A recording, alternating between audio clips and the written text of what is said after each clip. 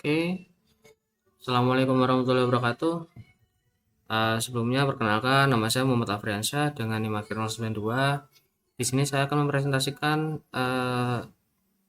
tentang mempresentasikan tugas 3, yaitu review studi kasus mengenai peran stakeholder dalam manajemen K3. Nah, di sini saya mengambil dua sudut pandang yang berbeda, yaitu sektor UMKM dan atau informal yang cukup terbatas. Lalu dengan sektor pertambangan skala besar yang cukup kompleks. Next, pendahuluannya ya, yang pertama, keselamatan dan kesehatan kerja seringkali hanya dianggap sebagai kewajiban administratif. Padahal merupakan sistem yang kompleks ya. Yang kedua, kesenjangan antara regulasi dan implementasi di lapangan masih tinggi bagi perusahaan kecil maupun besar. Definisi stakeholder yaitu semua pihak yang mempengaruhi dan dipengaruhi oleh kinerja keselamatan perusahaan. Contohnya untuk internal yaitu manajemen dan pekerja, lalu yang eksternal itu pemerintah, lalu serikat pekerja dan praktisi kesehatan. Lalu masalah utamanya, kurangnya sinergi antar pihak menyebabkan program K3 seringkali gagal mencapai target, reaktif bukan preventif. Tujuannya menganalisis perbedaan antar dan tantangan stakeholder di dua sektor yang berbeda, informal versus formal, melalui tinjauan jurnal internasional.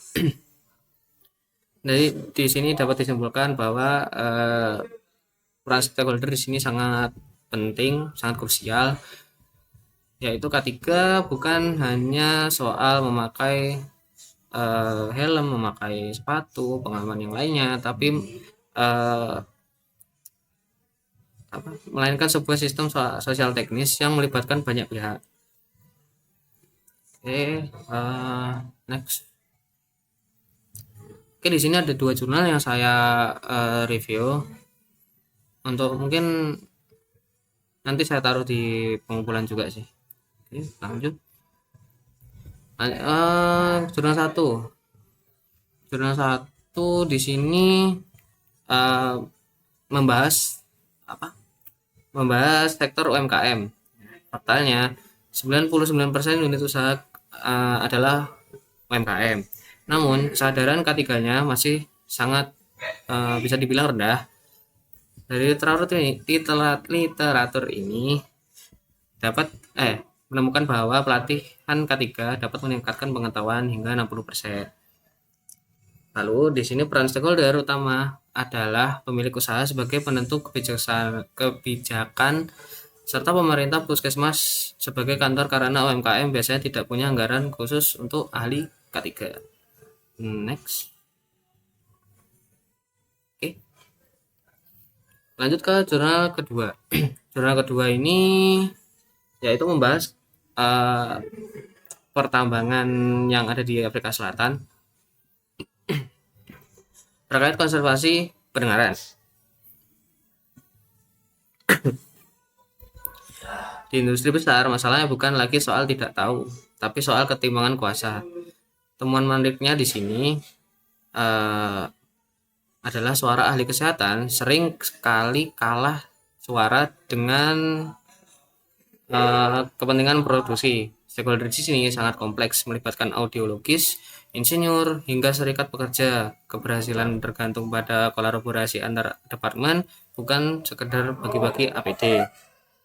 Oke, lanjut. Nah, di sini analisis dan perbandingan sintesis. Untuk persamaan di kedua sektor, komitmen pembinaan adalah penentu utama. Lalu untuk perbedaannya di sini adalah UMKM stakeholder berperan sebagai pendamping atau edukator. Untuk yang pertama, stakeholder berperan sebagai kolaborator teknis, integrasi antar insinyur mesin dan dokter. Tetapi keduanya ini juga sama-sama memiliki hambatan umumnya, yaitu tekanan produksi seringkali mengabaikan keselamatannya. Next. Oke, untuk penutup ini kesimpulan dan saran. Kesimpulannya adalah K3 bukan sekedar daftar checklist administratif, melainkan hasil sinergi semua pihak. Sarannya adalah integrasikan ahli kesehatan sejak perencanaan teknik dan bangun budaya sadar risiko, bukan sekedar kepatuhan karena takut sanksi. Sekian dari presentasi tugas 3 saya ini. Bila ada salah kata mohon maaf. Wassalamualaikum warahmatullahi wabarakatuh.